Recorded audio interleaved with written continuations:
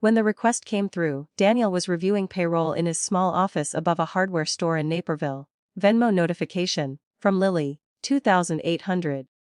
No explanation. Just an assumption shaped like a bill. He stared at the number longer than he needed to. It wasn't that he couldn't afford it.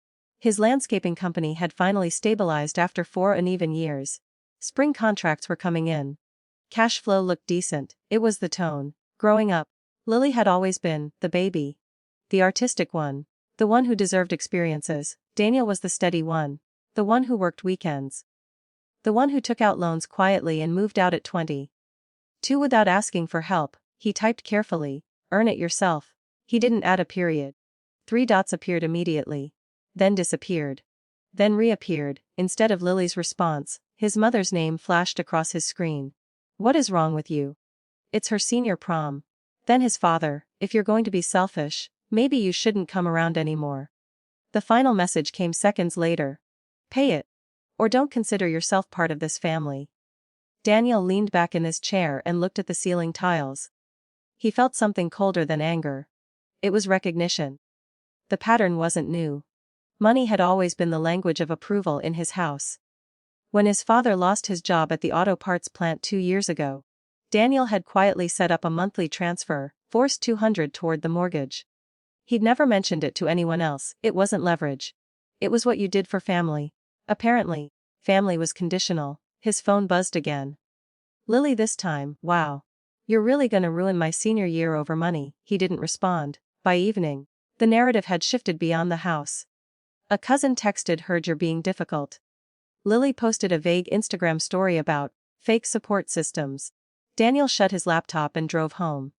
His apartment was quiet, neutral, no framed childhood photos. No reminders. He opened his banking app. The recurring transfer to his parents' mortgage sat there, scheduled for midnight.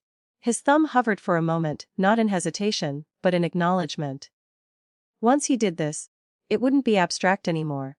It would be visible. He tapped cancel recurring payment, confirmation screen. He pressed it. Then he opened the insurance portal. Lily's car, technically in his name because her credit was non-existent, had a rider policy attached to his commercial account. Remove vehicle. Effective immediately. Confirmation. The family phone plan. He'd never separated his line from theirs after college.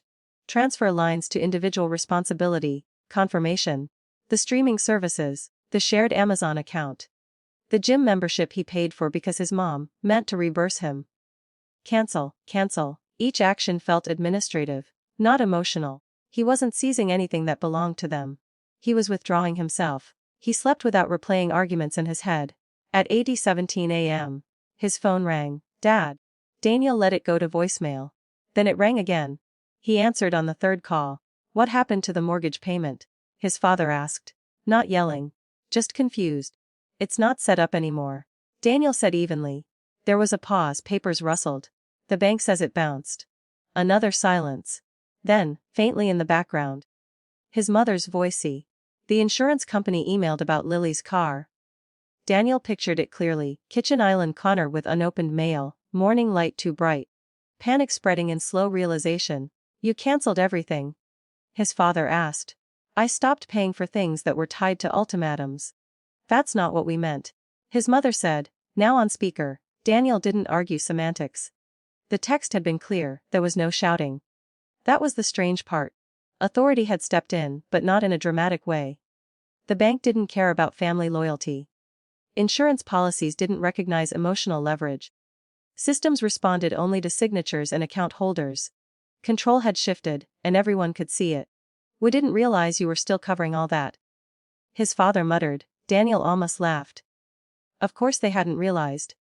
Support is invisible when it's expected. He didn't demand apologies. He didn't rehash childhood grievances. He said one thing. I won't fund ultimatums. The call ended without resolution. Over the next few days, there were smaller, quieter messages. From his mom, can we talk? From Lily, so I guess I'll figure it out. She did. She picked up extra shifts at the coffee shop near her high school. She borrowed a dress from a friend. There was no limo, just a carpool in someone's older brother's SUV. Daniel heard about it indirectly. On prom night, he drove to his parents' house around 5:30. He brought a simple bouquet, white roses wrapped in brown paper. Not expensive. Thoughtful. The atmosphere was tight but not explosive. Lily stood in the hallway in a navy dress that fit him perfectly, but looked elegant anyway. He handed her the flowers. "You look good," he said. She hesitated, then nodded. "Thanks." No apology, no neither. His father avoided eye contact at first, then clapped him once on the shoulder. Not warm, not hostile. Dinner was brief, polite, measured. When Daniel left, no one told him to stay, no one told him to go. In the weeks after, something subtle changed. Requests became discussions. Assumptions softened into questions. The mortgage was refinanced. The car insurance moved fully into Lily's name once she built some credit. Daniel didn't resume the transfers. The family didn't exile him. They didn't celebrate him either. The control that once lived in emotional threats now lived in something quieter, boundaries that had been enforced without spectacle. One evening, scrolling through his phone, Daniel opened the old group chat labeled Family First. He didn't delete it, he archived it, not out of bitterness, not out of victory. Just because he no longer needed to see it every day, to know where he stood. And for the first time, belonging didn't feel like something he had to purchase.